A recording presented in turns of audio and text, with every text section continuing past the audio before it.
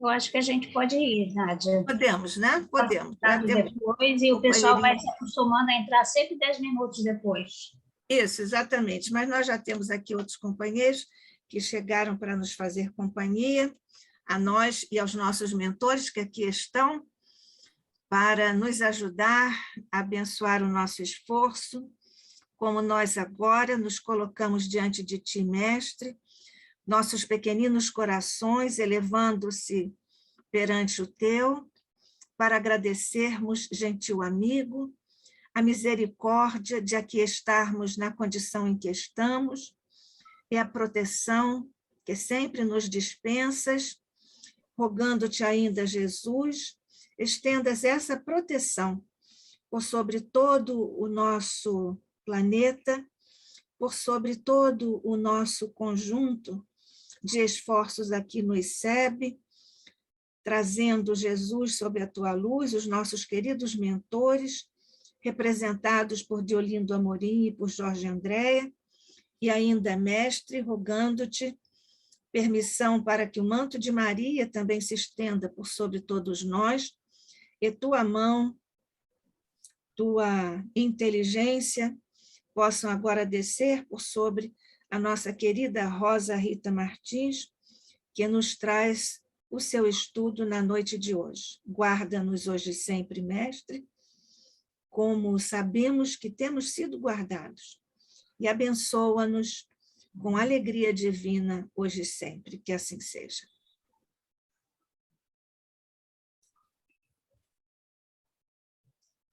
Posso começar então, né? Eu vou falar, nós temos hoje, segundo a nossa programação, a doutora Rosa Rita Martins, que é médica com especialidade em genética, é doutora em genética pela Universidade Federal do Rio de Janeiro, e vai nos falar sobre evolução dos seres vivos na Terra e formação dos reinos da natureza. Rosa, estamos com você. Muito obrigada por mais uma vez estar aqui conosco. Eu que agradeço por essa oportunidade de estudar. Aliás, eu acho que, pelo menos eu, quando escolhi os temas que eu queria atualizar. Aquelas palestras que a gente dá e o tempo passa e a gente não revê mais, né? E, então, eu espero que eu consiga, pelo menos, dar bons motivos para que vocês procurem também a atualização no tempo. Então, vou falar sobre a evolução dos seres vivos na Terra e a formação dos reinos da natureza. Mas aí eu resolvi começar pelo começo, tá? Pela formação do nosso universo, pela teoria do Big Bang, né? Assim, de forma resumida, né? Seria um minúsculozinho ponto onde subpartículas atômicas como se elas se implodissem, né? E se difundiram, e essas subpartículas elas acabaram se combinando, formando nêutrons, prótons, que são os elementos do núcleo do átomo. Depois elas começaram isso tudo assim aconteceu em poucos minutos. Em poucos minutos eles implodiram, eles se reuniram, eles fizeram os átomos, esses átomos começaram a se ligar, a reagir entre eles na liberação de energia. Então, assim, quando ele fala aqui nesse item da primeira luz, na verdade, foi quando os elétrons começaram nas órbitas do núcleo, começaram a liberar e captar energia. E depois houve, então, um grande período em que eles começaram a organizar, se juntar e fazer os elementos químicos. Esses elementos também foram se combinando, então, na realidade, esse é o princípio, seria assim, o princípio da matéria, a formação da matéria, né? Tanto que, mais ou menos, né, a gente sabe que isso tudo começou a mais ou menos 13 milhões e 800, né? E mais ou menos 10 milhões atrás, você já começaram a se formar as galáxias, né? Como a nossa galáxia láctea, e daí depois a formação dos planetas, E a gente sabe que o universo ele continua se expandindo, ele vai se expandindo, se afastando daquele ponto de onde ocorreu o Big Bang e com todas as suas galáxias, né? Então, assim, a Terra, a gente sabe que tem mais ou menos 4 bilhões e meio, né, de vida. E é um planeta, né, faz parte, então, da galáxia, que roda em torno de uma das estrelas da Via Láctea, uma estrela de quinta grandeza, que é o Sol. Então, a gente olha assim, esse pontinho pequeno em volta de uma estrela de quinta grandeza, mas que, assim, quando a gente olha o universo, qualquer esquema do nosso universo que a gente olha, da nossa galáxia, o Sol é o planeta mais bonito, vocês vão concordar comigo, realmente é o mais bonito, aquele tom azulado, né? E deve ter uma razão de ser, para ser tão bonito assim, né? Eu acho que é para a gente sempre pensar mais nessa possibilidade da beleza, né? Às vezes a gente fica tão triste com as coisas que acontecem, com o fato das nossas atitudes humanas, com as guerras, os desentendimentos, mas o planeta é bonito, de repente você olha para o céu, né, o azul do céu, o reflexo do mar, as rotações, e a gente respira fundo e pensa, né? Mas, assim, a gente sabe que são mais ou menos, se hoje vou falar sobre a origem dos seres vivos, são mais ou menos 3 milhões de espécies de seres vivos que tem na Terra, né? E eu gosto muito dessa frase do Mário Sérgio Cortella, né, que é um filósofo, e que ele fala que, na realidade, a Terra é um planetinho que gira em torno de uma estrelinha, que é o Sol, que é uma das 100 bilhões de estrelas que compõem uma galáxia, né, que é a Via Láctea, que é uma entre outros 200 bilhões de galáxias num dos universos possíveis, porque a gente tem essa teoria do Big Bang, mas isso não quer dizer que seja só esse universo. Não temos como afirmar isso com certeza, como também não temos como afirmar que existem outros universos. A tecnologia que o homem dispõe hoje ainda não dá para ter essa convicção. Mas, então, o nosso planeta se formou há mais ou menos 4 milhões e meio de anos. No início veio uma nebulosa que se solta do Sol, que passou por várias transformações, muitas irradiações, aquecimentos muito grandes, intercalados com umas áreas de muita queda de temperatura, né? E aí, assim, foram várias fases até que ela foi se formando, porque ela recebeu muitos corpos celestes, restos de asteroides, e a nuvem cósmica também foi se juntando naquela bola. Inicialmente era como se fosse uma bola de fogo, mas teve o tempo do gelo, foi intercalando, foi recebendo elementos químicos que vieram trazidos por cometas, asteroides, meteoritos, e nesses primeiros milhões de anos, desculpa, nesses primeiros milhões de anos, ela foi, vamos dizer assim,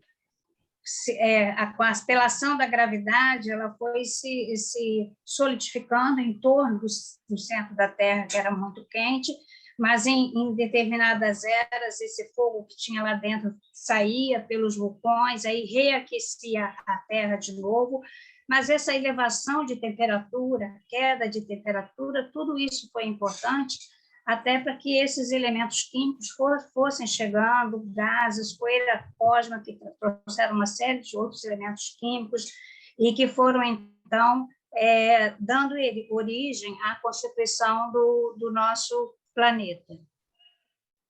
Esses elementos químicos, eles foram se juntando, foram levando à formação de rochas, né? por ligação desses minerais. E o primeiro elemento químico que a gente teve, numa concentração muito alta, foi o hidrogênio, no universo o hélio, carbono, né, o fósforo, o nitrogênio. Mas aí a gente começa a pensar assim, tá, mas tudo seguiu uma organização, né? A gente para e observa o carbono. A gente fala, bom, essa força de união entre os átomos de carbono se organizando, né? A gente sabe que se fizer uma ligação entre os átomos de carbono não muito sólida, a gente tem o grafite. Se essa ligação desses átomos de carbono, se ela for muito forte, a gente vai ter o diamante. E a gente começa a pensar, mas será que essa organização, que é sempre constante, um determinado tipo de ligação dos átomos de carbono leva o grafite, um outro tipo de ligação mais coeso, mais forte, leva o diamante. São duas estruturas tão diferentes. Será que isso também isso poderia estar ocorrendo ao acaso, como pode ter sido ao acaso o Big Bang, pode ter sido ao acaso a formação das galáxias? Mas será que quando você tem etapas tão organizadas, isso pode ser acaso? Ou será que a gente tem uma ação de um princípio espiritual, um princípio organizador, que nesse caso vai ser restrito ao reino mineral, né? Então, a gente sabe que na questão 33 tem uma nota, né, dizendo que o oxigênio, o hidrogênio, o nitrogênio, o carbono, e todos assim, esses elementos que nós consideramos como uma modificação de uma matéria primitiva, que começou lá quando as subpartículas atômicas começaram a se organizar, a formação da matéria, então, a gente lembra de onde poderia ter surgido. E aí a gente estava falando na Gênesis no princípio, mas eu gosto muito da Gênesis. Eu acho que a Gênesis tem muitas informações que, de certa maneira, eu não vou dizer assim, complementam a ciência, porque seria uma ousadia. Eu não acho que não é que a ciência complemente a doutrina espírita ou a doutrina espírita complemente a ciência. O que eu acho é que, na realidade, assim, elas podem caminhar juntas, e se a gente estuda as duas, às vezes fica muito mais fácil a gente compreender, né? Então, na minha opinião, quando a gente fala dentro da doutrina espírita, né, do fluido cósmico universal, o que a gente está falando é exatamente dessa primeira formação daqueles átomos que são, quer dizer, que ficam, na realidade, dentro desse fluido cósmico universal.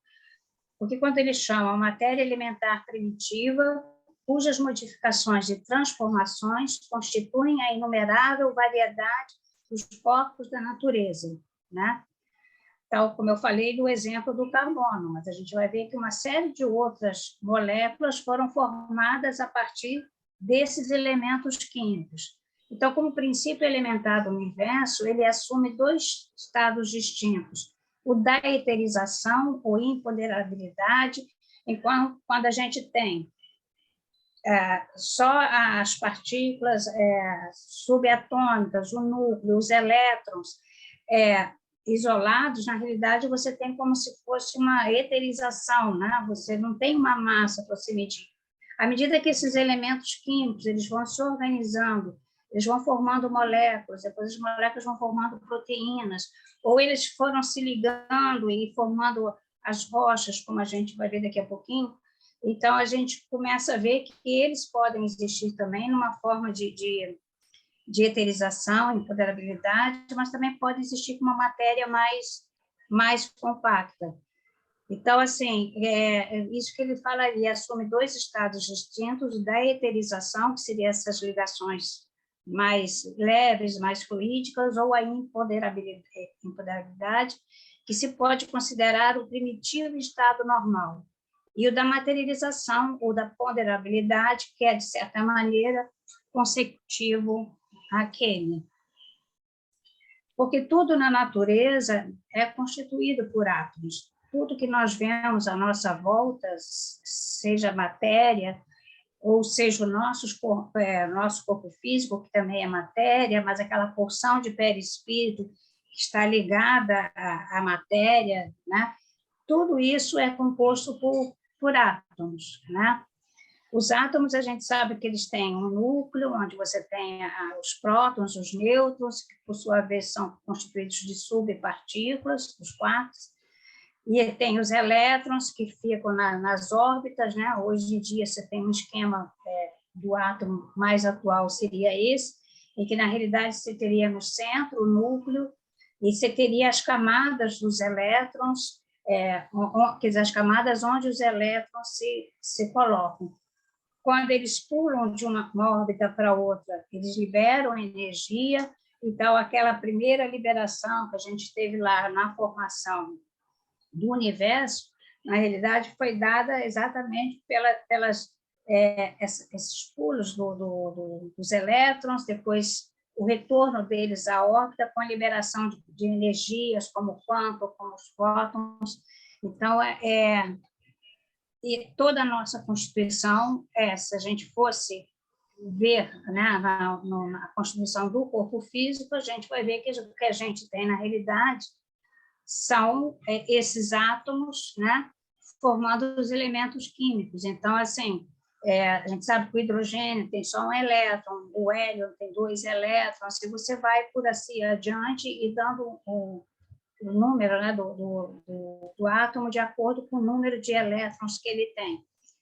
E nosso corpo é constituído principalmente de oxigênio, carbono, hidrogênio, nitrogênio, né? Mas a gente tem muitos outros elementos químicos que vocês conhecem, como cálcio, né? Que infelizmente a gente perde com a idade, vai perdendo, precisa repor, né? Potássio, sódio, tudo aquilo que quando vocês pedem exames, quando o médico pede exames, pede tudo para vocês, cálcio, fósforo, né? O cloro, né? Existe uma série, então quem trabalha com ortomolecular, então faz uma lista enorme de pedidos, incluindo vários elementos químicos, para depois fazer uma programação de tratamento para o indivíduo. Tá? Então, assim, na formação do planeta, então, no início, até o primeiro 1,5 bilhão de anos, o que a gente teve foi exatamente isso, uma oscilação entre temperaturas extremamente quentes, com processos de resfriamento extremos, formação, então, das primeiras rochas, e sem aquela camada de ozônio, tinha radiação e o aquecimento elevado, né?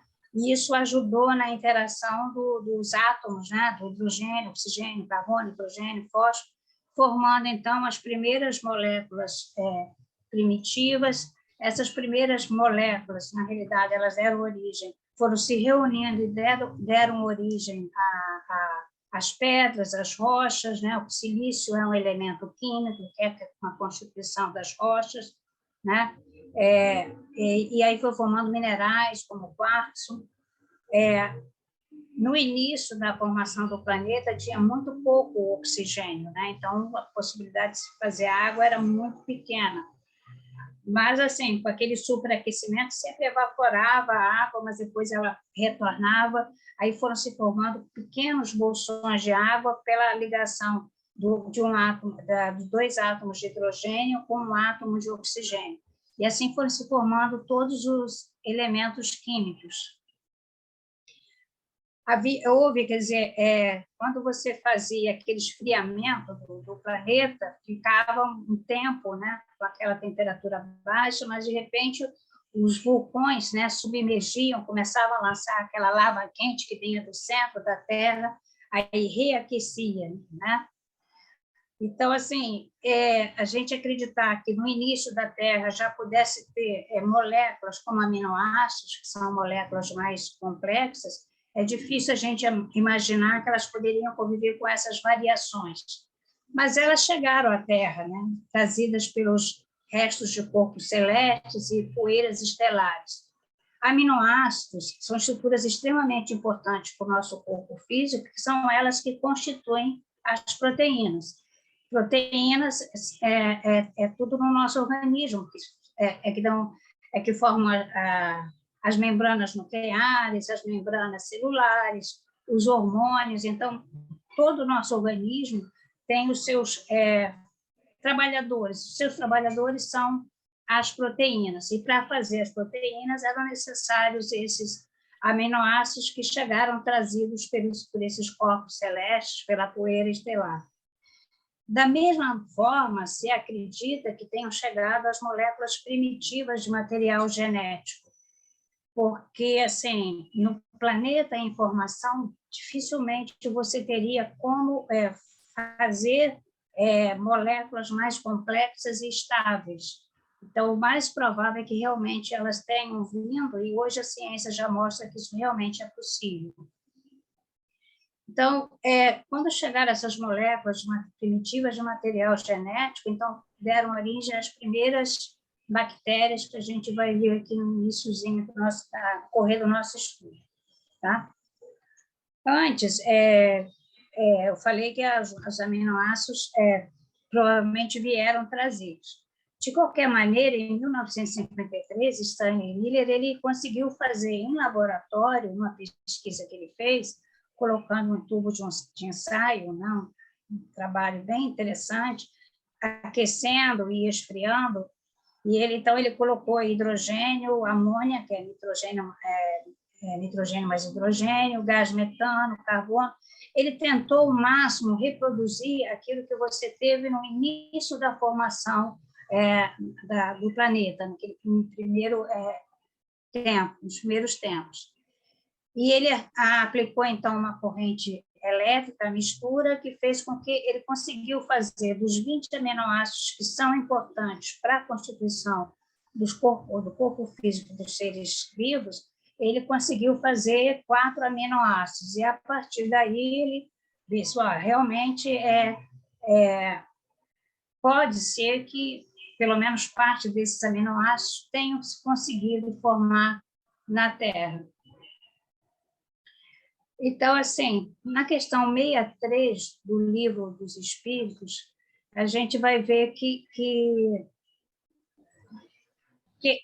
para a gente pensar que você forma as primeiras bactérias, as bactérias são um ser vivo. Então, se é um ser vivo, esse ser vivo tem vitalidade. Se tem vitalidade, eu falei para vocês que a gente tem, como dizer, as primeiras rochas foram formadas com silício.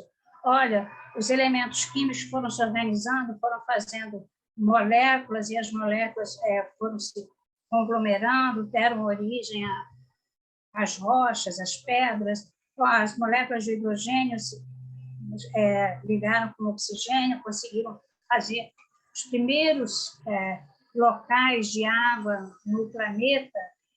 Mas quando a gente fala de ser vivo, você precisa de vitalidade, você precisa, né? Então, na questão 63, fala que a vida é um efeito produzido pela ação de um agente sobre a matéria. Esse agente, sem a matéria, não é vida. Do mesmo modo que a matéria não pode viver sem esse agente. O princípio vital dá a vida a todos os seres que absorvem e assimilam. Então, assim, fica mais fácil a gente compreender se a gente imaginar que esse princípio vital, que tem a sua origem no fluido cósmico universal, também chegou à Terra, né?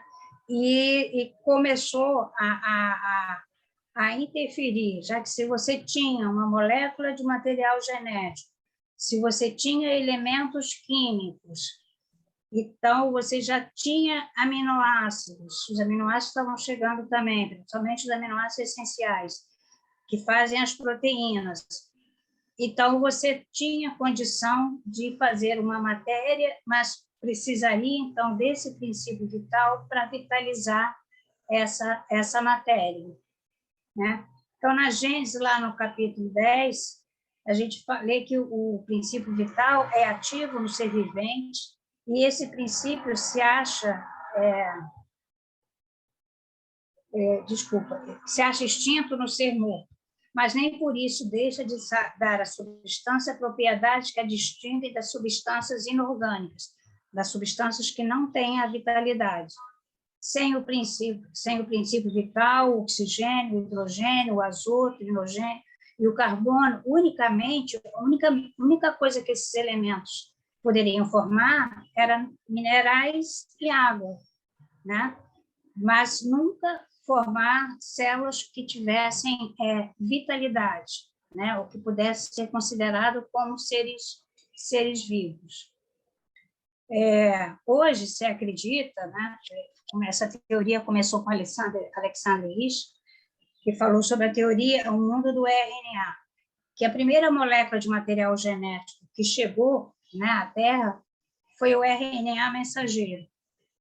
E você tinha os elementos químicos necessários, você tinha os aminoácidos e tinha a molécula de RNA, então você tinha como duplicar esse DNA. Então, milhares de moléculas, por ação de algum princípio diretor, porque a gente não pode achar que isso aconteceu ao acaso, se duplicaram, formaram moléculas duplas de DNA, que aí conseguiram fazer síntese de proteínas, conseguiram fazer uma molécula, uma membrana em torno, uma molécula que era uma membrana primitiva em torno daquele material genético, né, a figurazinha do cromossoma, e aí essa célula teve a estabilidade, porque estava protegendo seu material genético, então ela tinha como aprender a duplicar esse material genético, e de uma célula você dá duas, né? E de duas você dá quatro você vai dar 8, vai assim por diante. E se a gente pensar que foram milhares de moléculas espalhadas pelas águas, né, na primeira etapa da vida na Terra, e que todas elas sofreram essa ação desse princípio diretor, tiveram, de alguma maneira, um princípio vital, né, que fosse um princípio vital primordial, e, a partir daí, elas surgiram como os primeiros seres vivos na Terra. Quando a gente olha e vê assim, toda a diferenciação que teve em torno dos seres vivos, né, da formação dos seres vivos na Terra, e aqueles 3 milhões de espécies de seres vivos que você tem, você vê que isso realmente não poderia ter sido por acaso, só no erro e no acerto. Aí, quando a gente olha, quando a gente começa a estudar a célula, e você vê como é que a célula produz as proteínas, aí você pensa assim, bom, síntese proteica, para fazer uma proteína só, você precisa de várias etapas. Você precisa de ter um DNA, você precisa ter uma molécula de RNA, que também é um material genético, que vai lá e lê o DNA, depois ele carrega ele traduz o que o DNA escreveu, né? Depois ele traduz essa mensagem até um local da célula onde você tem um sistema de ribossomal, que é um sistema de formação de proteínas. Então, você tem uma molécula de DNA e tem algumas moléculas de RNA mensageiro, que leva a mensagem, o RNA transportador, e esse RNA transportador, ele transporta bases de bases nitrogenadas de um lado, e do outro lado ele, então, tem aqueles aminoácidos essenciais. Então, cada 3 sequências do material genético codificam um aminoácido daqueles 20 que se tem. Né? Então, você vê que você precisa, então, de uma transcrição, de uma translação, de uma captação de aminoácidos dentro da célula, de tradução do que o RNA leu para aqui, para fazer a síntese, e você ainda precisa, depois, de transformar essa proteína numa substância ativa, que é um outro processo bioquímico, e depois você precisa formar outras moléculas que sejam receptores para aquela proteína, para que aquela proteína vá, então, exercer a sua atividade e a sua função. Quando você pensa que só uma bactéria, né, que é uma estrutura tão simples, já tem uma complexidade tão grande, a gente realmente não pode achar que isso pode ter acontecido sem uma direção, né? Sem um princípio vital organizando essas atividades. Mas, além do princípio vital, porque o princípio vital ele dá a vitalidade, mas a gente tem uma direção, porque desde o início você teve eu não sei o que aconteceu aqui. Ah, tá. Né? Você teve a formação da... Espera aí, deixa eu fechar isso aqui. Pronto. Desde o início, você teve uma organização. Então, você precisa que alguém esteja não só vitalizando, mas você precisa de um outro princípio que te dirija, que te mostre toda a sequência de etapas necessárias. Então, a gente precisa de um princípio inteligente, né? Lá na Gênesis, então, a gente lê lá no capítulo 11, no item 23, na opinião de alguns filósofos espiritualistas, o princípio inteligente, distinto do princípio material, se individualiza e elabora, passando pelos diversos graus da animalidade. É aí que a alma se ensaia para a vida e desenvolve pelo exercício suas primeiras faculdades. Esse seria para ela, por assim dizer, o período de incubação. É como se o princípio inteligente fosse aprender com as bactérias como formava as moléculas, como organizava uma molécula de RNA para formar uma molécula de DNA, como a molécula de DNA teria que se organizar para ter toda a sequência de informações necessárias para a estabilidade daquela célula e para a reprodução daquela bactéria, e toda a sua síntese proteica para manter a sua vitalidade. Então, assim, chegado ao grau de depois que a célula já se desenvolve, né, esse princípio inteligente vai galgando outras etapas evolutivas até que recebe as faculdades especiais que constituem até chegar ao espírito que ativa um ser humano. E no capítulo 14, ele fala que de realmente espiritual só a alma ou o princípio inteligente. Tá? Então, na Involução em Dois Mundos, ele fala também sobre o princípio inteligente, que é aquela imensa fornalha atômica, né, que a gente teve no início da formação do planeta, ela estava habilitada a receber as sementes da vida e, sob o impulso dos gênios construtores que operavam no orbe nasciturno, vemos então o seio da Terra recoberto de mares mornos, invadidos por gigantesca massa viscosa, a espraiar-se no polo da paisagem primitiva. Na verdade, isso quer dizer o seguinte: essa substância viscosa que ele fala, na verdade, é aquelas milhares de colônias de bactérias, né? E do cosmos, né, vem também o princípio inteligente em suas primeiras manifestações de direção, de divisão celular e de função celular e de vitalidade da célula. Os primeiros, né, animais que a gente teve na Terra seria onde o princípio inteligente aprimorava os seus instintos, né? Sensibilidade, nutrição, crescimento, desenvolvimento, reprodução. Então, foram as moneras e as amebas. Então, eles são os seres mais simples que se possa imaginar, mas têm todas as funções vitais e animais em movimento de sensibilidade, assimilação, eliminação, nutrição, crescimento e reprodução. Então, eram células unicelulares, né, aprendendo a lidar com divisão celular, com crescimento e divisão celular e reprodução, mas era uma maneira na realidade, a maneira de conduzir, né, a diferenciação dos seres vivos na Terra. Porque então a gente tinha milhares de bactérias distribuídas pelas águas do planeta que começaram a se dividir e diferenciar nos mares.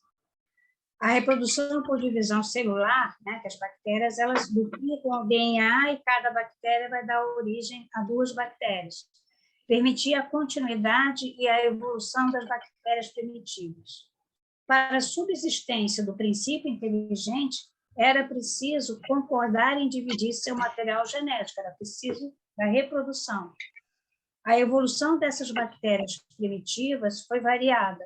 Algumas seguiram sua cadeia evolutiva, outras ficaram em estados latentes, aguardando o momento propício para a sua evolução, e são encontradas até hoje, né, nas regiões onde você tem pouco oxigênio, que são as arqueabactérias, né?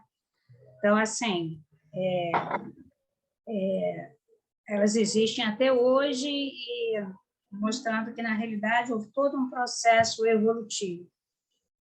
Entre o primeiro bilhão de anos até o segundo bilhão de anos, essas bactérias primitivas começaram a absorver os elementos químicos novos, como enxofre, ferro, iniciando o desenvolvimento do metabolismo e formando, então, novas moléculas, dando origem a outras bactérias. Os campos, então, se subriram de verde pelo desenvolvimento do cloroplasto, e a interação entre a luz e a clorofila se iniciou na Terra. A gente vai ver que dentro dessas bactérias diferenciadas apareceram as mitocôndrias, apareceram os cloroplastos. As mitocôndrias, metabolizando oxigênio, e os cloroplastos fazendo a interação entre a luz e a clorofila, fazendo a fotossíntese. Surgiram as algas verdes azuladas, conhecidas como cianobactérias, que fixavam o carbono e liberavam oxigênio. Então, você já tinha bastante hidrogênio na natureza. Com essas bactérias liberando oxigênio na natureza, foi possível fazer, então, uma mudança na composição da atmosfera, e aí se deu origem a muito mais a quantidade da água. No momento que você produziu, surgiram também, então, as bactérias que absorviam o oxigênio. Lá no Livro dos Espíritos, na questão 44, tudo que eu falei até agora está narrado nessas perguntas, que vão da 43 a 46, se não me engano. Então, cada letra desde já vi isso. Mas é só um pouco. Jaiminho, você pode colocar em off o Galaxy A30? Ah, sim, já, agora tá bom, já tá está. bom, agora já Perdão. sei. Tá bom. Obrigada, Rosa, desculpe. Rosa? Acho que a Rosa ficou congelada. Eu acho que a tela dela congelou.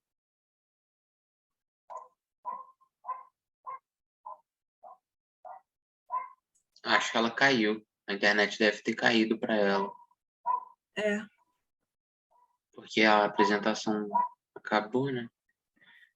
Não, ela ia continuar. Não, acabou que eu digo, saiu agora da tela.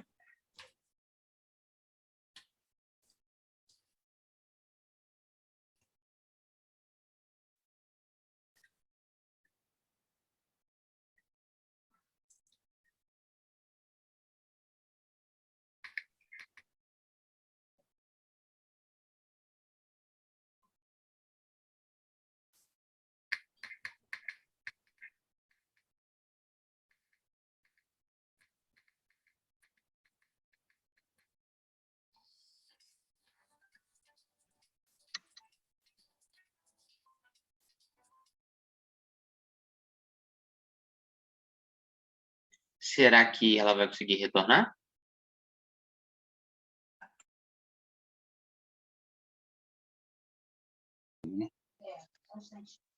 Ela está tentando retornar.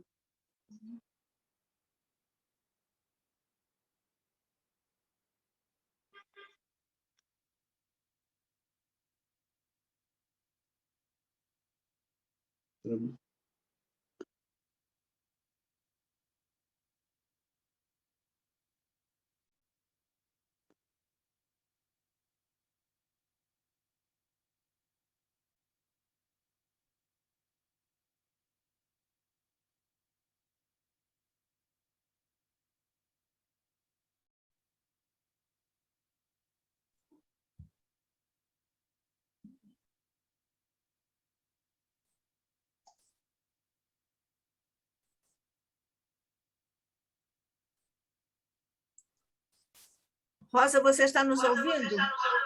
Estou. Você está nos ouvindo agora? Está ouvindo? Ela está tentando retornar. Não, Tá bom. o meu áudio parou de funcionar. Não, você sumiu, Rosa. Mas ainda bem que você já voltou. Não, eu já voltei. Olha, tem algum microfone dando O meu microfone. microfonia. Ou é o do Luiz? Vê se é o do Luiz. Não, acho que não, porque aqui quando algum microfone está saindo som, o microfone fica escuro. E o do senhor Luiz não está saindo. Eu acho que era o da Dona Rosa mesmo.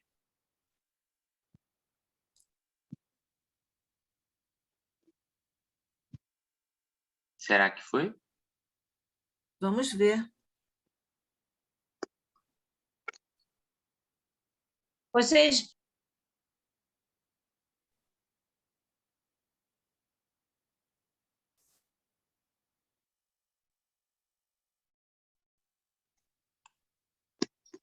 Vou falar aqui do celular do Luiz. Tá bom. Eu vou mudar de computador, porque eu não sei o que houve naquele, o microfone parou. Tá Caiu bem. o Zoom. Tá bem, não tem importância, nós estamos só no 2º bilhão. Parece que ela caiu de novo, né? Só que pelo celular do senhor Luiz agora. Rosa, você está congelada, Rosa. Deve ser a internet. É.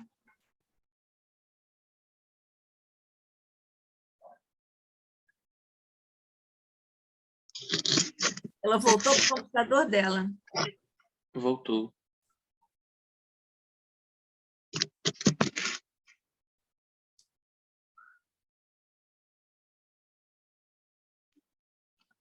Mas agora ela sumiu, né, Jane?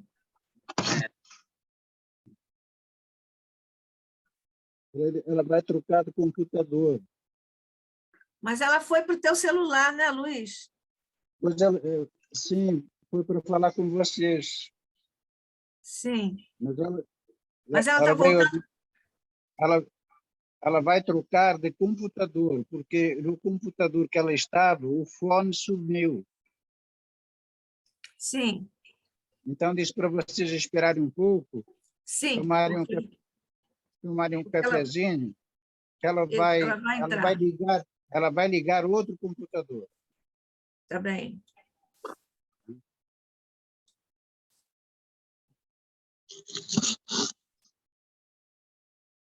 Ô, Cláudio, enquanto a Rosa entra aí em outro computador...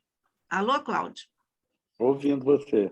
Disso tudo que ela já nos trouxe, desde o Big Bang, etc., a questão do tempo, isso não estou querendo entrar na área da Rosa, porque ela tem um fluxo de raciocínio, mas aproveitando aqui a sua presença, em que momento lá do Big Bang a teoria pode atestar, ou pelo menos sugere, digamos assim, a constituição ou a criação do tempo e do espaço?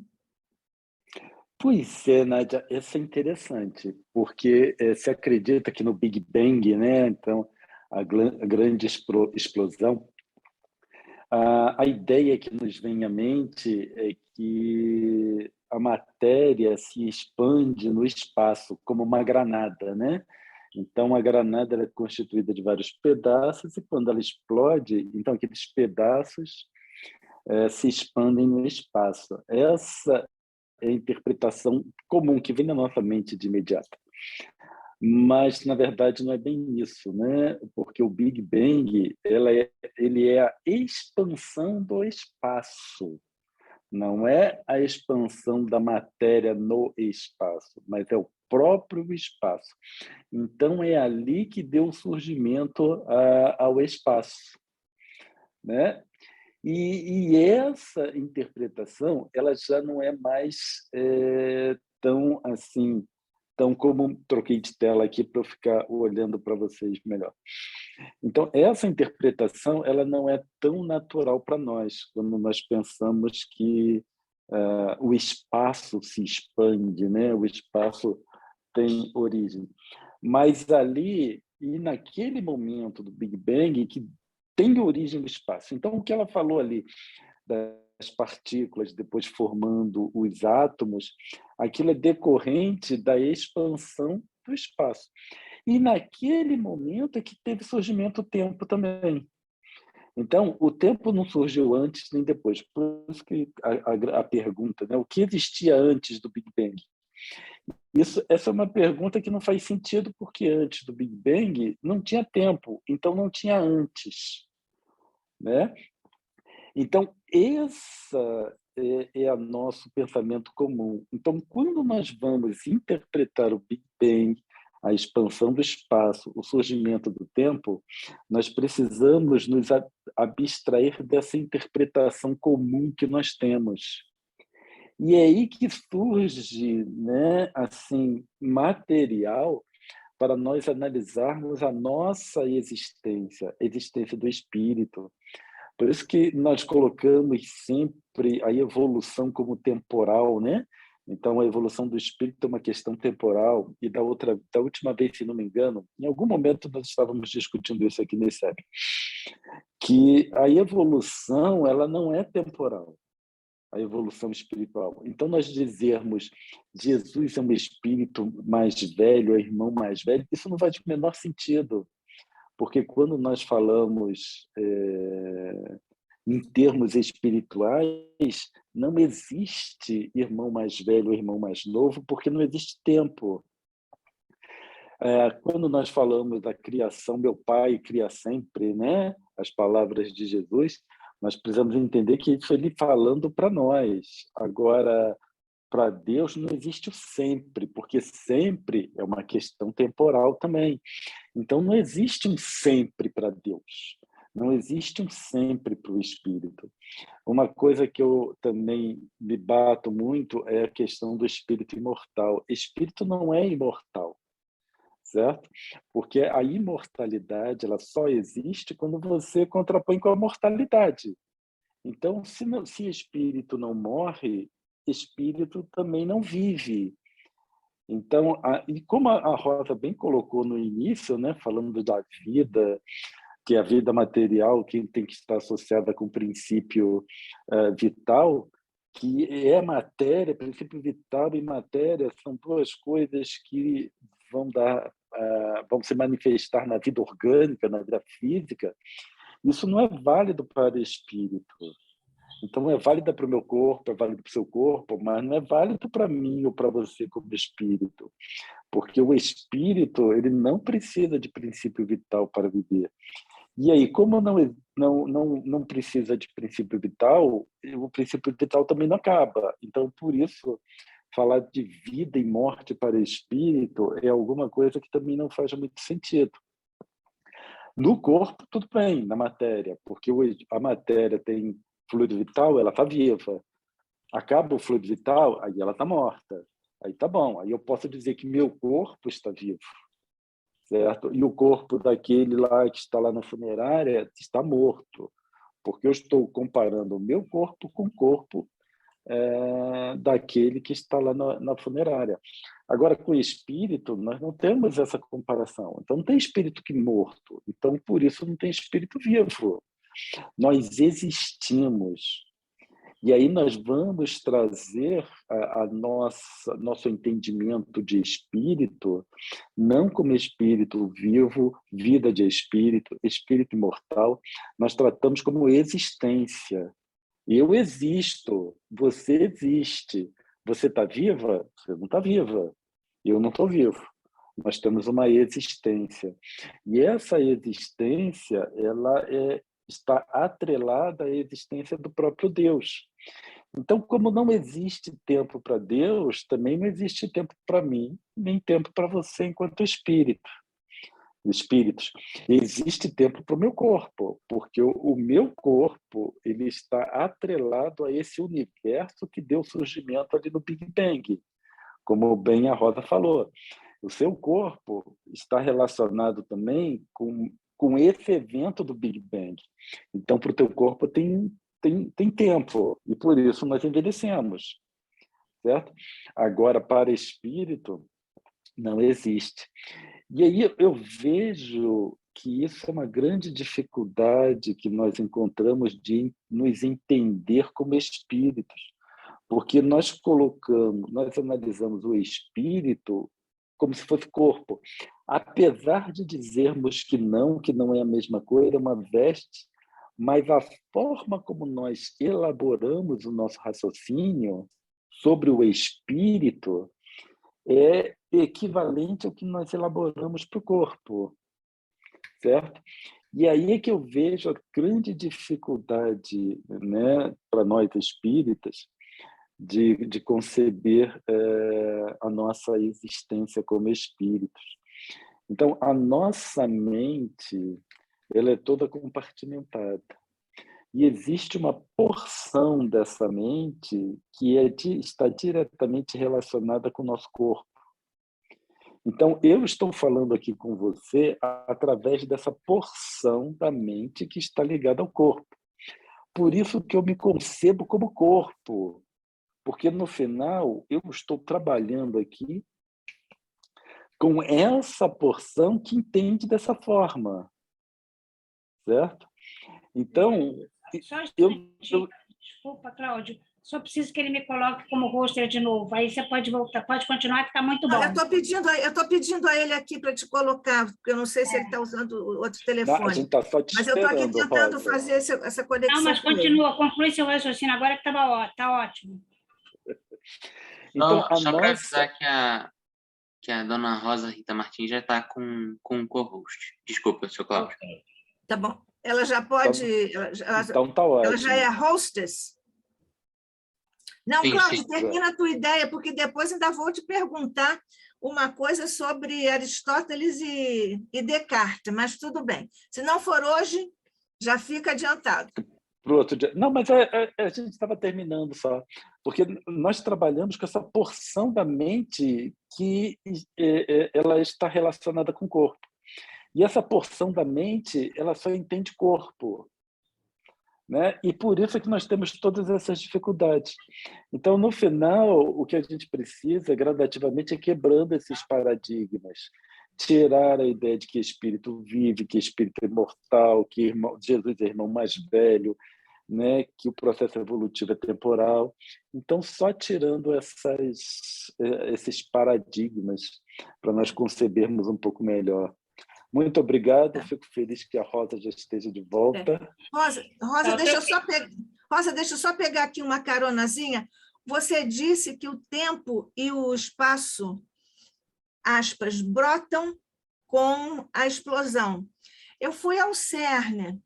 Lá, com aquela experiência de reproduzirem o Big Bang, o que vai acontecer com o tempo e o espaço se nós já estamos no tempo e no espaço? Se o próprio CERN, o experimento do CERN já está no tempo e no espaço?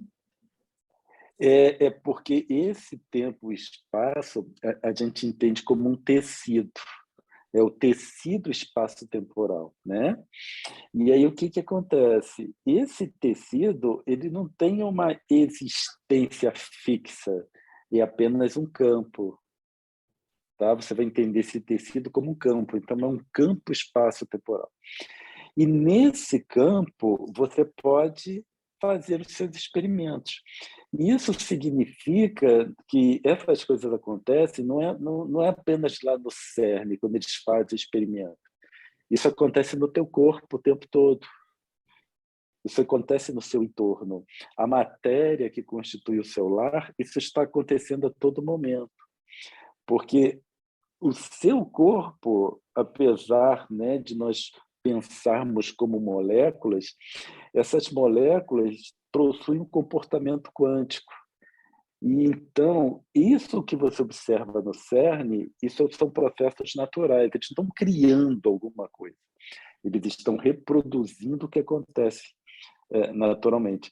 Então, nós podemos dizer que esses eventos, né, de alteração desse tecido espaço-temporal, ele acontece a todo momento, a todo local, né? Aonde existe uma partícula, você está ali observando fenômenos que alteram esse campo. Tá certo. Mas voltaremos, porque este assunto não tem fim mesmo, né? Não tem fim. Só Obrigada, Cláudia. Obrigada. Eu vou voltar aqui para esse, quer dizer, eu vou... Isso. Vou acelerar um pouquinho, tá? Então, a Terra continha já os elementos químicos e só precisava de um tempo ideal para que você desse início ao crescimento dos seres vivos, né? Então, essas bactérias que foram se organizando, elas levaram milhares de anos nessa organização, né? Elas foram se fundindo a partir de uma determinada época. Então, assim, a gente, no livro dos Espíritos na Gênese, a gente estuda sobre o princípio vital, sobre o princípio inteligente, mas a gente não tem como conhecer mais sobre o princípio inteligente. A gente pode aprender sobre a vitalidade das células, então, sobre o princípio vital e a necessidade da vitalidade para que você tenha vida. E a gente sabe que precisa de um princípio diretor, mas a gente ainda não tem como provar a existência desse princípio inteligente, pelo menos pela ciência, não, pelo menos não diretamente. Indiretamente, a gente sabe que existe uma energia, né, que para alguns essa energia é dada apenas por esses átomos que a gente tem no nosso organismo, né, mas que para você ter atitudes inteligentes, na realidade, você precisa de um princípio inteligente. Tá? Então, é isso que ele diz, que a gente consegue explicar o princípio vital, mas não conseguem explicar ainda o princípio inteligente. Em 1969, caiu um meteoro, né, na Terra, e eles foram analisar, então, o que tinha nesse meteoro. E eles encontraram glicina, alanina, valina, leucina, isoleucina, prolina. Então, assim, esses aqui, a glicina, alanina, valina, leucina, isoleucina, estão dentro, assim como o ácido glutâmico, o ácido aspartico, são exatamente os aminoácidos essenciais. Então, eles provaram que os aminoácidos essenciais chegaram à Terra, assim, através dos meteoros, da poeira estelar, e tinha uma série de outros produtos, né, que tinha, inclusive, células da molécula do DNA, como a adenina, a guanina, que são moléculas de DNA, e a uracila. Então, assim, mostrando que essas bases nitrogenadas que fazem o DNA, a uracila, que compõe o RNA, elas realmente chegaram à Terra por esses meteoritos. Eles conseguiram provar, como também eles conseguiram provar com satélites que eles colocaram lá na Terra, examinando a poeira estelar lá, eles conseguiram ver também que essa poeira estelar também tem uma série de aminoácidos essenciais, além de outras substâncias necessárias e que foram importantes para a vida na Terra. Então, do segundo ao terceiro bilhão de anos da Terra, começou a diferenciação dos primeiros seres multicelulares. Aquelas bactérias primitivas, né, que vieram das arquibactérias, se multiplicaram, foram adubando a Terra, foram dando condições a que outros micro-organismos sobrevivessem com seus compostos, sendo elas mesmas usadas como alimentos de outros micro-organismos. As bactérias lavraram o solo para que plantas pudessem proliferar. A liberação de oxigênio levou à criação de atmosfera ideal para o desenvolvimento, então, dos organismos multicelulares.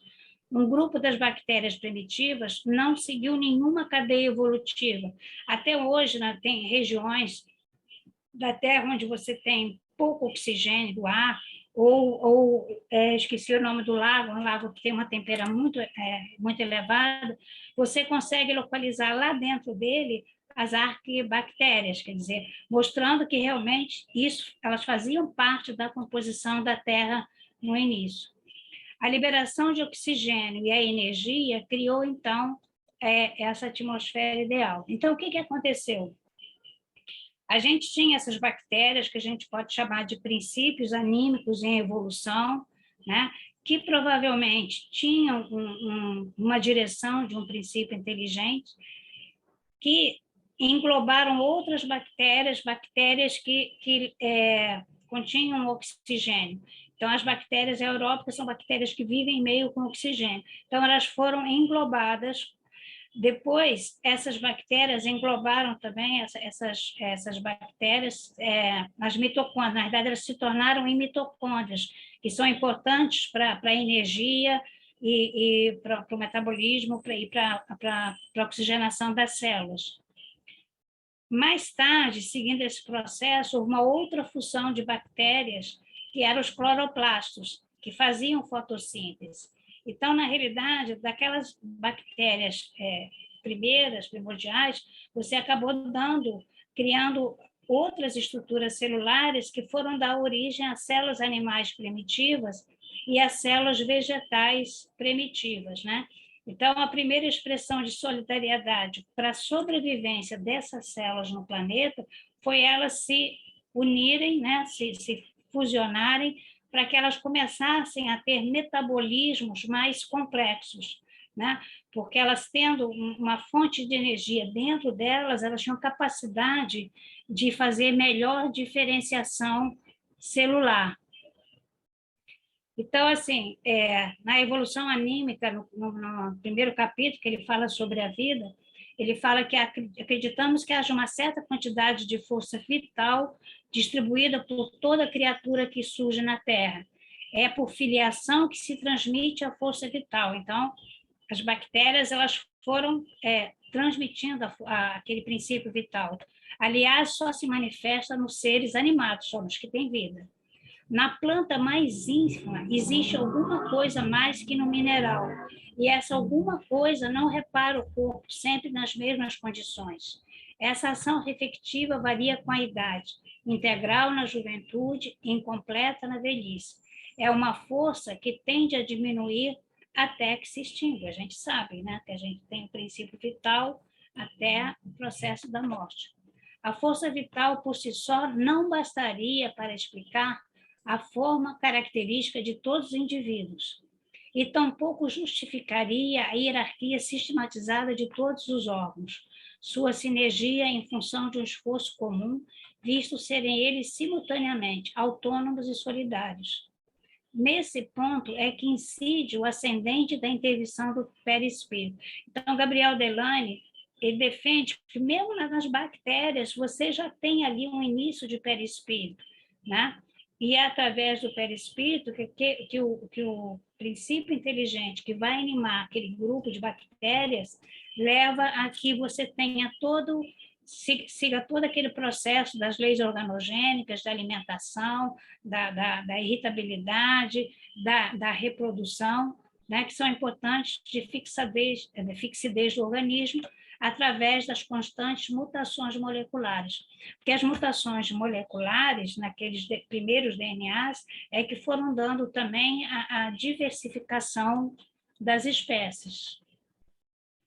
Charles Darwin, né, no século XIX, ele falava que os organismos vivos eram capazes de se adaptar ao meio em que vivem e transmitir essa característica, essa adaptação aos seus descendentes.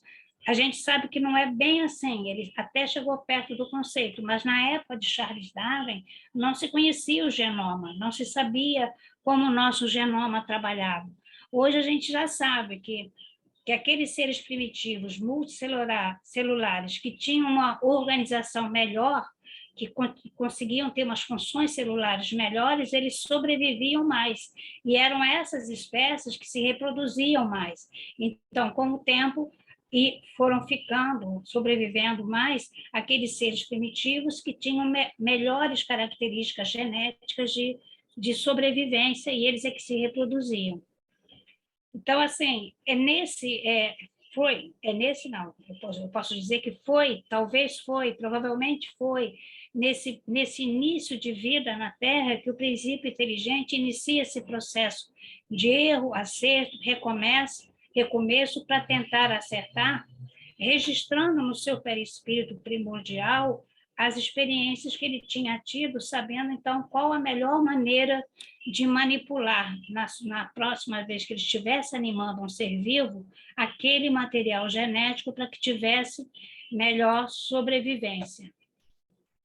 Então, 590 milhões a 280 milhões de anos atrás, organismos multicelulares primitivos originam corais, plantas, que se espalham inicialmente pelos mares e depois pelo solo terrestre, e animais primitivos que inicialmente se desenvolveram só nas águas.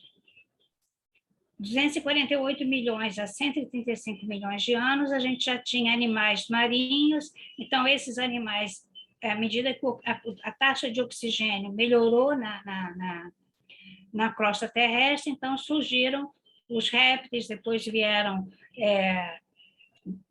os grandes animais, os dinossauros. 66 milhões a 3 milhões de anos atrás, a gente sabe que os dinossauros foram extintos, mas eles foram animais extremamente grandes, olha quanto eles não deixaram de substâncias químicas importantes para a formação, exatamente da formação do início do planeta. Quantas moléculas eles não liberaram na natureza que puderam ser átomos, que puderam ser reaproveitados na própria Terra. Então, houve a extinção dos dinossauros, domínio da Terra por animais, plantas, e os fungos eles surgiram um pouquinho mais tarde, os fungos são mais recentes. E surgiram também os primeiros mamíferos. A Terra continuou passando por transformações, dilúvios, terremotos, erupções vulcânicas, quedas de meteorito, areia cósmica chegando na Terra. Isso tudo foi levando à mudança da composição química da Terra.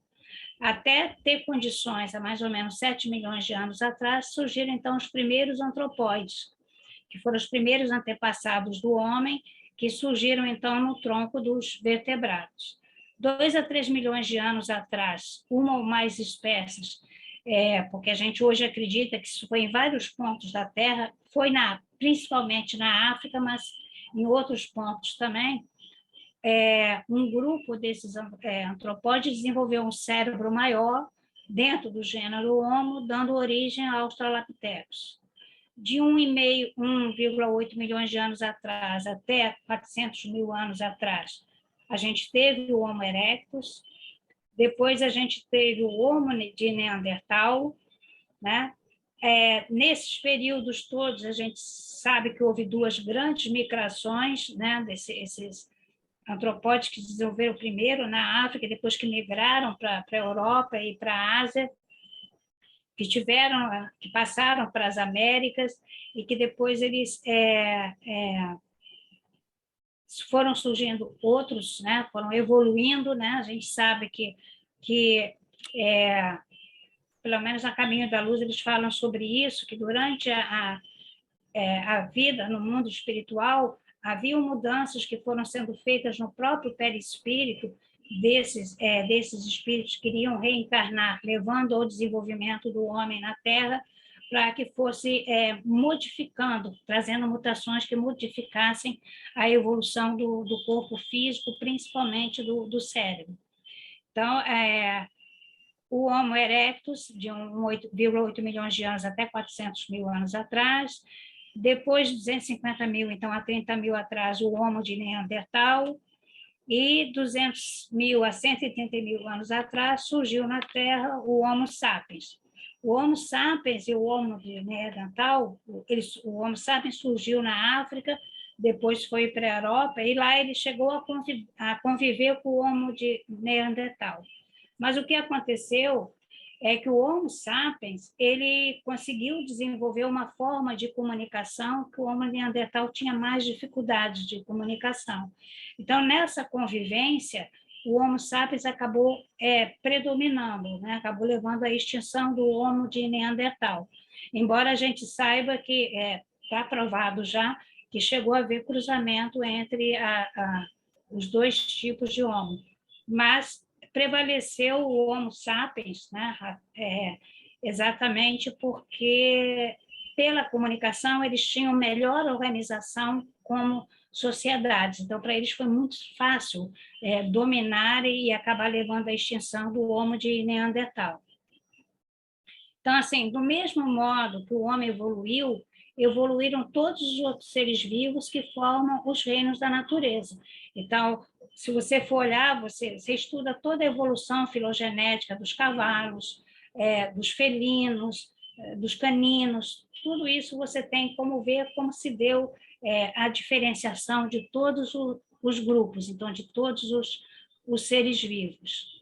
Então, em cada ramo da escala filogenética, há sempre um antepassado comum aos diferentes grupos que dele se originaram. Então, você tem um felino antepassado que depois foi-se também em cada região que eles foram se desenvolvendo, em regiões diferentes, em continentes diferentes, eles acabaram, às vezes, originando outras espécies, né? Encarnação de princípios inteligentes específicos com sua carga genética espiritual própria conduz à diferenciação dos seus corpos físicos.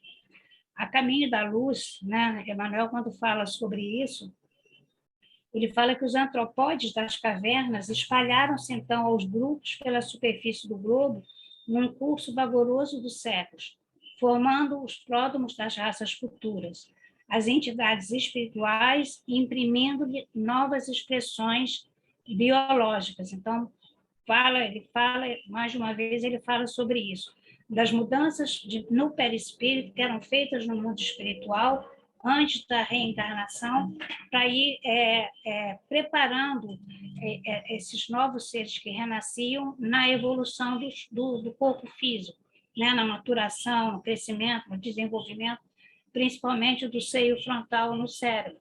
Então, a gente sabe que há mais ou menos de 30 mil anos para cá, você não tem mais variação nenhuma no corpo humano. Tudo que tinha que ser modificado ou preparado para que o homem vivesse na Terra, em termos de corpo físico, foi até 30 mil anos para trás. Desses 30 mil anos para cá, então, foi quando o homem começou a aprender a viver, a importância de viver em sociedade, desenvolver a agricultura, tudo para facilitar a sua própria subsistência. Então, assim, como a gente teve no grupo Homo, você teve, na realidade, em todos os reinos, em todos os seres vivos, né? Então, a gente teve primeiro o reino do Monera, que continua até hoje, que são essas bactérias primitivas. Até hoje existem cianobactérias, as algas azuis. Depois se desenvolveu o reino protista, que são seres unicelulares, só que são seres que já têm uma membrana celular e uma membrana nuclear.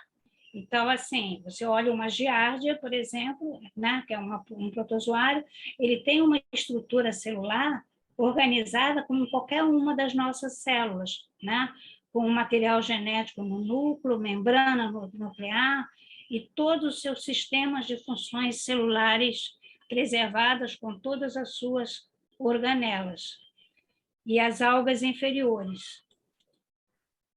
Então, houve todo um desenvolvimento das plantas também, né, com todas as diferenciações de milhões de espécies de plantas que se tem, né, desde os vegetais inferiores, como as algas, os vegetais intermediários, como são consideradas as samambaias, até as outras plantas e árvores que a gente tem, que são considerados como os vegetais superiores.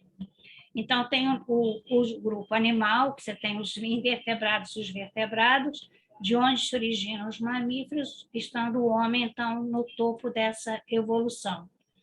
E assim, o último reino, o quinto reino que surgiu, que na realidade veio, hoje se acredita que também ele veio se diferenciando, só que de uma maneira bem mais lenta, menos diversificada, o reino dos fungos, né, que são uni ou pluricelulares, que também são organizados, né, que são importantes, né, alguns são patogênicos, mas nem todos são patogênicos, como as bactérias também. A gente tem bactérias patogênicas, mas tem bactérias que são necessárias para a nossa própria subsistência como organismo físico. Então, todos esses grupos, na verdade, eles vêm pelo mesmo processo evolutivo que os animais seguiram também. E o que é importante disso? O importante disso é que a gente, quando fala nessa evolução filogenética, a gente está se referindo à evolução filogenética física, do corpo físico. A gente não está falando sobre a evolução que cada princípio inteligente, em cada espécie que anima, que ele está tendo em todo o seu processo evolutivo também. Tá? Como é que a gente sabe disso? Porque depois do projeto Genoma, né, depois que ele concluiu no ano 2000, a gente vê que nós e os outros seres vivos, nós produzimos proteínas da mesma maneira, nós temos o mesmo código genético. Por isso que, quando eles falam na semelhança de material genético, na realidade, eles estão se referindo à maneira como nós sintetizamos proteínas. Então, a gente sabe que nosso parente mais próximo, que é o chimpanzé, na escala evolutiva, ele tem 98,4% de similaridade com o nosso próprio código genético, né? Entre os seres humanos, essa variação é extremamente pequena. Entre dois seres humanos não parentes, é em torno de 1%, e entre seres humanos parentes, é em torno de 0,5%. Então, assim, a gente vê, se somos tão diferentes entre nós, se somos tão diferentes de outras espécies, não é no corpo físico que está essa diferença, porque todo o controle diferencial das células de um organismo, seja ele de um rato, da minhoca, ou do bacilo, do fermento, todos esses do fungo, do fermento, todos essa maneira de lidar com a síntese proteica, a síntese de proteína, as defesas do organismo, a produção de imunoglobulinas, tudo que está relacionado ao corpo físico tem uma similaridade. Agora, como princípios inteligentes, somos extremamente diferentes. Então, assim, cada espírito é responsável, a gente sabe que é responsável por si mesmo. Então, assim, eu vou encerrar com essa página do Jorge Andréa, que defendia essa hipótese do princípio espiritual vir se amadurecendo, evoluindo em vários estágios por todos os processos evolutivos de todos os seres vivos. Então, ele fala nesse livro dele, Ressonância Espiritual na Rede Física, Criação da Vida e Suas Expansões.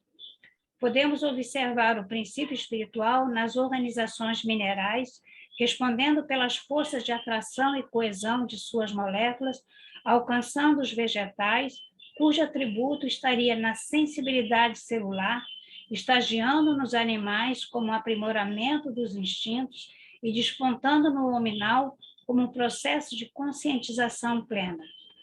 O homem, em seu impulso evolutivo, vem atravessando etapas diversas, primeiramente como um ser biológico, vivendo prioritariamente pelos sentidos, em seguida buscando um degrau social ainda totalmente absorvido. Depois, uma nova etapa mais avançada já existe, embora de modo oscilante, é a do homem moral, que, quando suplantado pelas vivências do amor integral, despertará no homem espiritual. Então, era isso que eu queria trazer para vocês. Desculpem a interferência não foi da internet, na realidade foi o meu computadorzinho, que eu adoro, mas ele hoje falhou.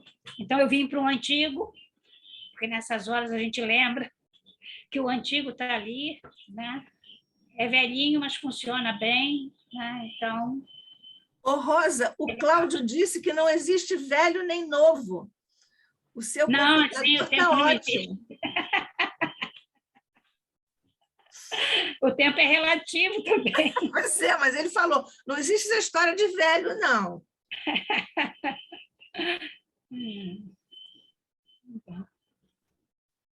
Mas é assim mesmo, acontece, acontece. Nós Depois, agradecemos. para a gravação, a Fátima pode cortar essa parte que ficou Sim, paga. ela vai fazer edição, ela vai fazer edição. Sim, corta bonitinho e nem parece que aconteceu nada. Obrigada, Jaime, pela ajuda. Nada, eu que O agradeço. Jaime é craque também, viu? Essa aula maravilhosa, deu para aprender muita coisa. Não é? Pois é.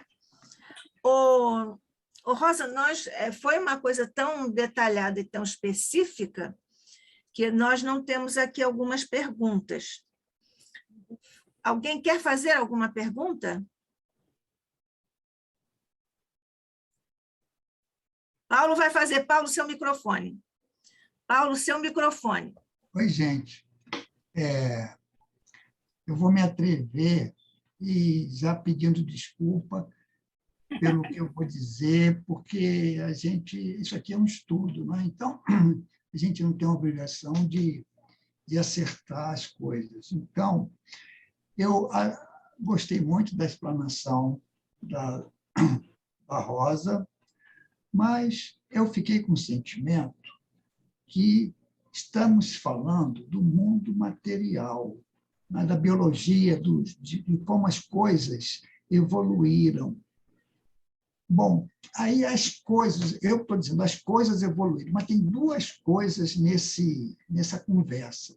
Tem o mundo material, tem a matéria, e tem o espírito, que se, vamos dizer, cola nele, na matéria, né? Que se agrega à matéria e se forma o homem no estágio que nós entendemos. Né? E dizem, como nos outros reinos, é ainda um princípio, assim como eu entendo, eu posso estar falando muita coisa errada, vocês me desculpem, a tal da mônada, né? No princípio mineral, vegetal.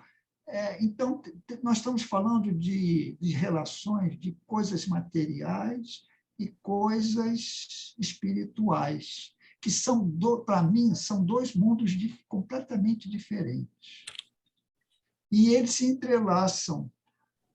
Né? Eu falei do princípio inteligente.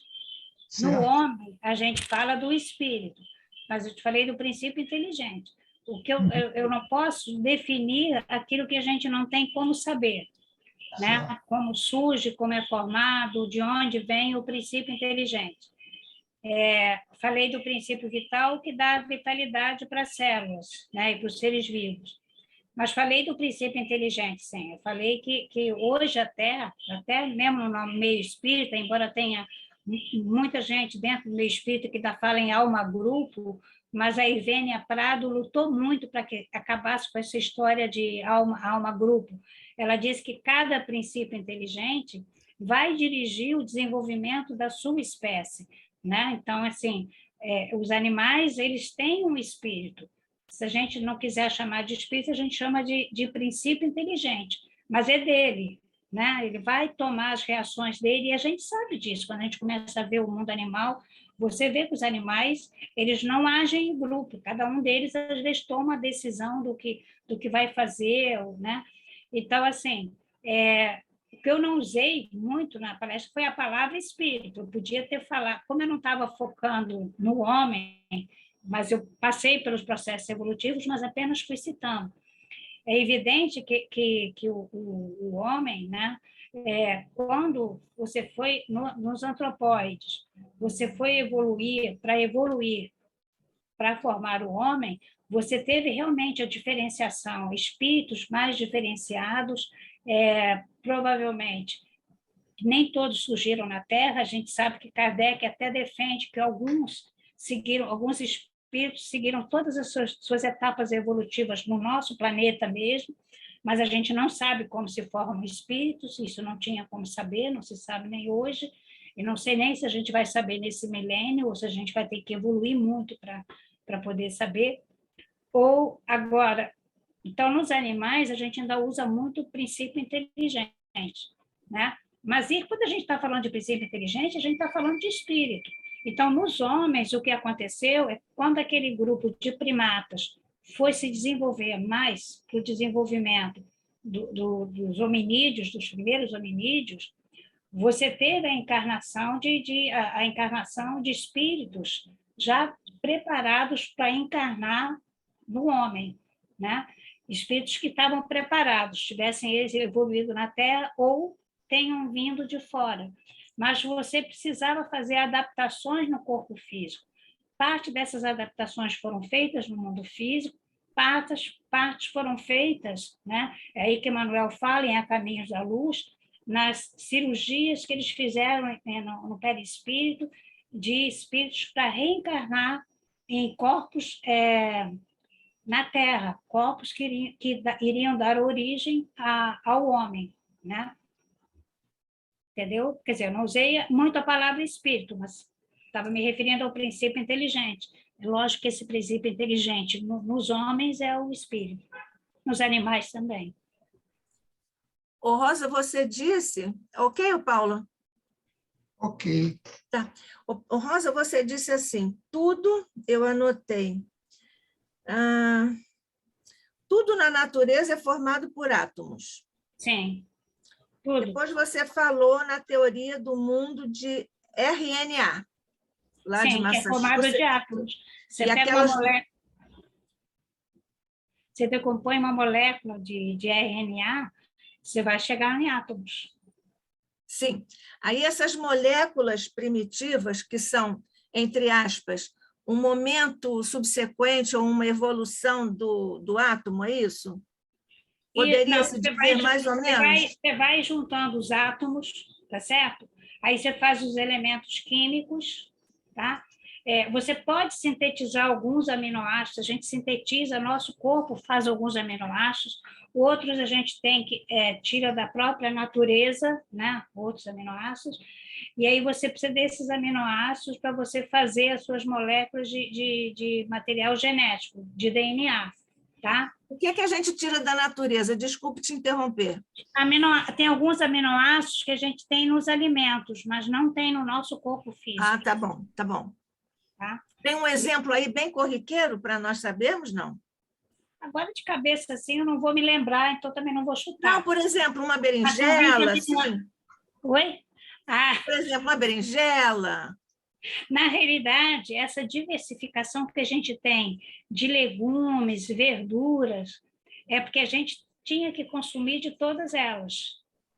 Uhum. Por isso você tem a diversificação. Porque, às vezes, os elementos químicos que você não tem em uma, você tem no outro.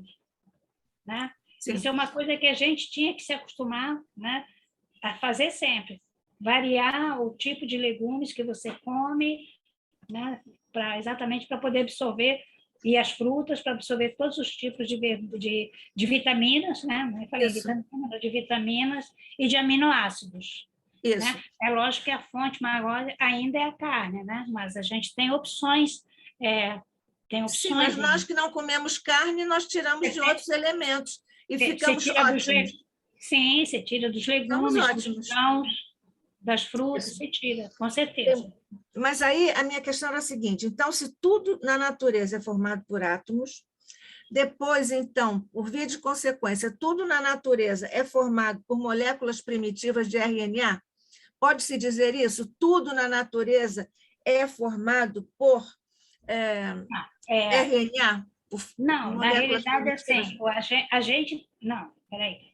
A vida na Terra, a explicação mais plausível é que tenha sido uma molécula de RNA, porque você consegue, no laboratório, fazer uma molécula de DNA através de uma enzima, que é a transcriptase reversa, você consegue fazer uma molécula de DNA, tá? Então, em princípio, e como os vírus são antigos, né, na natureza, e eles são só moléculas de RNA, então, em princípio, eles seriam o mais antigo e seria a molécula que teria originado a vida, já que você duplica aquela molécula, você fica com uma molécula dupla de material genético, que na realidade é o DNA, tá? Mas isso foi para a formação dos seres vivos. Agora, cada um de nós tem o seu DNA e tem as suas moléculas de RNA. A gente tem transportador, ribossomal, mensageiro. Agora, 3, eu posso estar errando, né? São 3 moléculas de RNA, mais os microRNAs, que são pequenas moléculazinhas de material genético, que a ciência ainda está estudando qual é realmente o papel dessas micromoléculas de RNA. Então, nós temos esse material genético. Mas hoje o que faz a formação dos seres vivos é o DNA. Você precisa do material do DNA para poder ter um ser vivo. Você terá dito que cada um de nós tem suas moléculas de RNA para chamar de suas? Não, não. Ah, bom.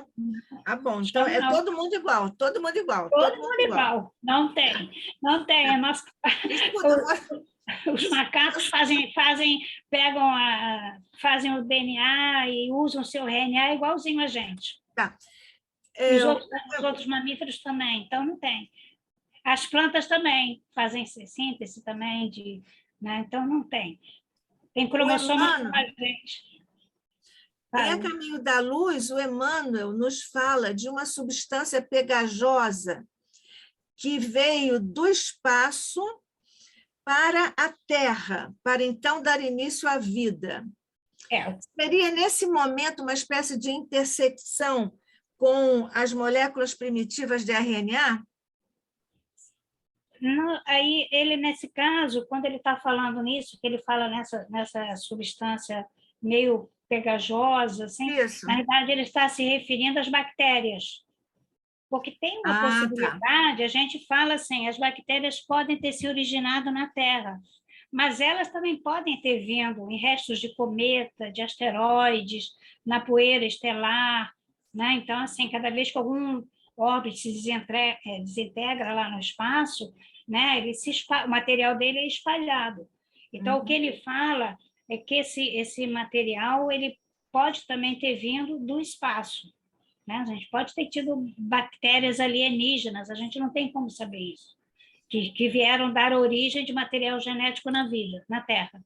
Isso pode estar acontecendo ainda hoje? Pode ter acontecido, por exemplo, com o Bendegó, aquele herói que ficou lá na frente do museu depois do incêndio, e também o angrito, que caiu lá em Minas Gerais, né, que é aquela coisinha pequenininha, mas que é o mais precioso de todos, e também esse dessa região lá da Austrália, Hutchinson, o nome do lugar é Murchison. Uma coisa assim. Quer dizer, quando esses meteoritos...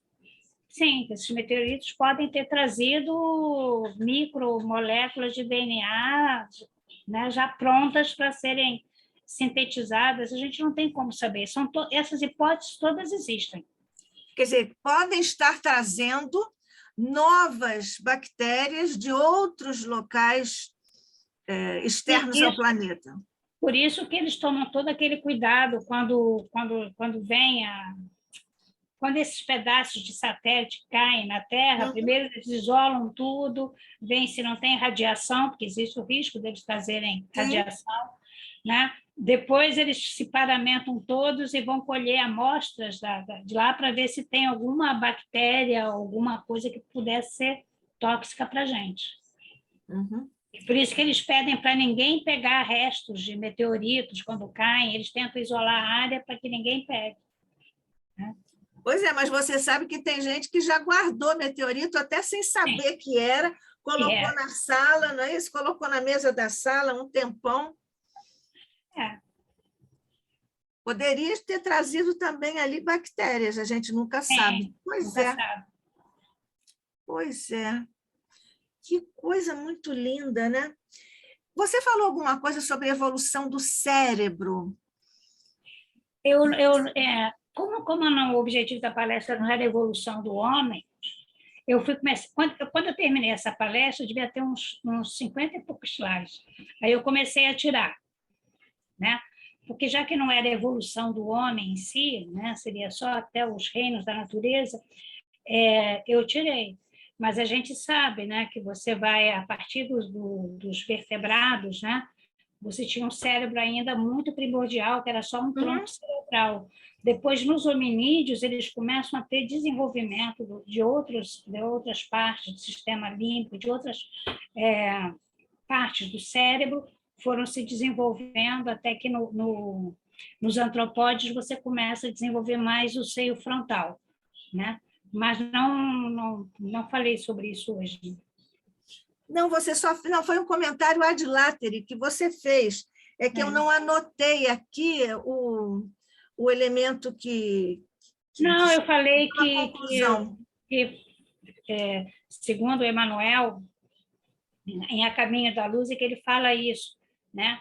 Que os homens, né, à medida que os homens forem evoluindo no próprio mundo espiritual, às vezes eles faziam pequenas mudanças na genética espiritual, né? Foram fazendo algumas modificações na genética perispiritual, para que quando reencarnasse, né, mesmo sendo ainda a mãe, né, vamos dizer assim, encarnada na Terra, ainda um corpo físico um pouco mais pouco menos desenvolvido, vamos dizer assim, essas mutações que eles fariam lá no perispírito, na reencarnação, quando houvesse a reencarnação, o novo corpo físico já ia nascer com aquela potencialidade de desenvolvimento melhor das células cerebrais, porque ele traria isso no seu DNA espiritual, genético espiritual. Quando você fizer essa palestra para nós, você pode, por exemplo, comentar sobre digamos assim, as providências do plano espiritual para uma espécie de reserva genética para, por exemplo, a encarnação dos espíritos do iluminismo, que nós sabemos que foram feitas experiências, ou pelo menos foram tomadas algumas providências para que fossem preservados, digamos, bancos genéticos para que ficasse garantida a encarnação daqueles espíritos, porque eram espíritos que tinham uma vibração mental de tal ordem que precisavam de condições genéticas especiais. Você pode desenvolver isso na próxima vez, tá? Posso, mas será que a gente no planeta está merecendo? Quando eu vejo essa guerra... Não, nós já merecemos. No momento é bem duvidoso, mas nós já merecemos, porque para o século XVIII, que foi a época do iluminismo, com aquelas cabeças maravilhosas que trouxeram aquele momento assim de uma espécie de Big Bang, com licença do Cláudio, e de você aí um Big Bang da intelectualidade, né? Da intelectualidade, do primado da razão, né? numa instância superior de produtividade cognitiva, já tivemos isso. A partir de agora, a gente não sabe. É que é mais fácil a gente encontrar, às vezes, uma maneira de desenvolver o intelecto, né? De melhorar o sistema nervoso central, melhorar, sei lá, esses neuropeptídeos, a sua formação, a sua resistência, para que eles não deixem a gente na mão depois que a gente passa dos 80 anos, essas coisas todas, né? O mais difícil é aquilo que não está na matéria, que é o desenvolvimento moral. E esse só depende da gente. Mas essa é uma questão reversa, né? Eram os outros que já estavam, os espíritos que já estavam evoluídos, que vinham trazer uma contribuição imensa para deflagrar uma outra ordem de evolução no planeta para a humanidade, porque foi a época dos enciclopedistas, do iluminismo. Então, eles precisavam de material genético que desse a eles a capacidade Sim, no pode corpo ser. físico para fazerem o trabalho deles. Só que do momento que você dá essas condições genéticas a esse corpo físico, ele vai fazer células germinativas com essas características genéticas e ele vai ter filhos. Será que a população da Terra já está toda preparada? Bom, Ou eu será não que nesses filhos vão reencarnar espíritos que vão usar todo esse potencial de conhecimento para o mal? O que o Eu homem não sei. usa? Ô, Rosa, nós vamos fazer um levantamento estatístico de que iluministas tiveram filhos.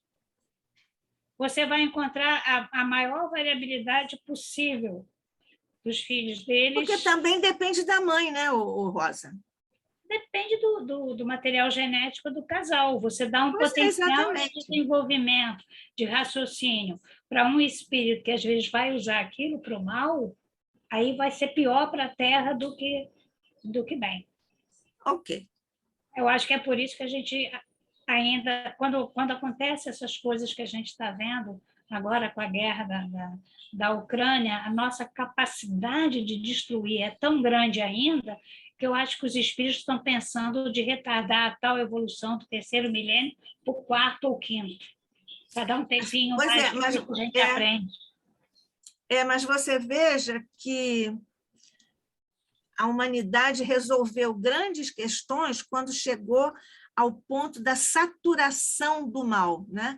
Ao longo da história, a gente tem uns exemplos disso, e talvez que você veja que nunca o mundo reagiu tão compactamente a uma, digamos assim, a uma... Como é que a gente vai chamar isso? Uma manifestação de primitismo, né? Primitivismo, né? Uma coisa. Uhum. Bom, ninguém tem mais nenhuma observação, comentário, pergunta? Nádia, Aldemir Oi, queria Dalma. falar uma coisinha. Diga, Aldemir, boa noite, tudo bom? Fale, responda. Ótimo, maravilhosa. Você sabe que eu ia fazer um contrapeso nessa conversa sobre material genético, porque nem sempre o material genético vai trazer um gênio. O Beethoven era filho de uma mulher que tinha tuberculose e de um pai sifilítico. Sim. E, no entanto, tivemos um Beethoven. Sim, os pais do Sócrates também não eram assim Sim, grande coisa. sim. E os filhos também não. Era só ele.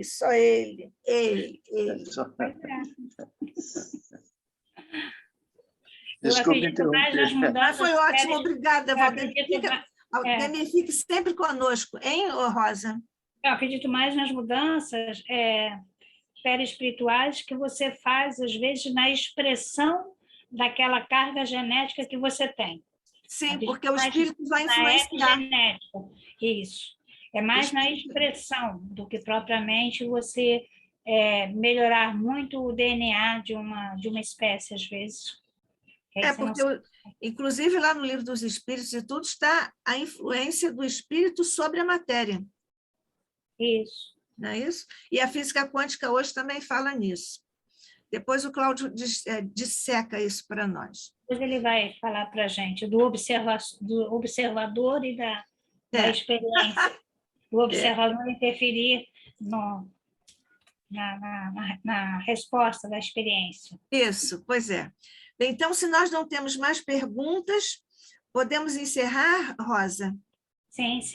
Você quer fazer alguma outra observação final? Não, só me desculpar pela intercorrência, mas live tem esses problemas. Sim, isso escapa a você e a todos nós, Então, agradecendo, Rosa, mais um estudo seu com a habitual seriedade, profundidade e clareza. Muito obrigada, o ICEB te agradece muito por mais esta...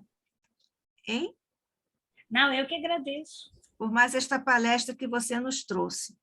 Então, nós vamos agradecer, mestre querido, as bênçãos que recebemos na noite de hoje, em nosso estudo sobre os seres vivos, sobre a vida, mestre, que nós ainda no momento singelo em que nos situamos na escala evolutiva, já aprendemos a valorizar. Nós te rogamos, Jesus, que aceite o nosso agradecimento profundo, a gratidão superlativa por tudo que temos recebido de teu coração, de tuas mãos e de tua misericórdia ao longo de nossas existências, de nossa trajetória evolutiva. Agradecemos, Jesus, por teu intermédio, as vibrações de Maria, que nunca nos faltam, a proteção, o acolhimento, a orientação de todos os nossos mentores, particularmente os mentores do ICEB, representados por Diolindo Amorim e Jorge Andréa. Agradecemos a proteção que teve a nossa Rosa Rita Martins, e ao te agradecermos, mestre, ainda te rogamos que faças descer o manto de tua misericórdia e do amor de Maria por sobre toda a humanidade na terra, de que tu és o grande gestor, o modelo para todos nós. Fica conosco hoje e sempre, graças te damos, sob o olhar e a graça de nosso Pai.